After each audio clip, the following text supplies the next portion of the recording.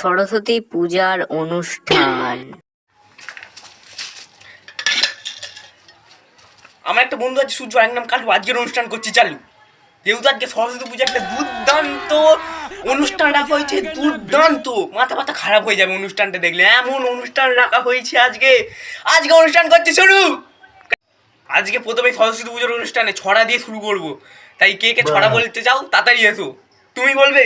তুমি বলবে? আমি বলতে হবে আমাকে? ঠিক আছে, অবশ্যই। কিন্তু এখানে একটা জিনিস মিসিং, সেটা হলো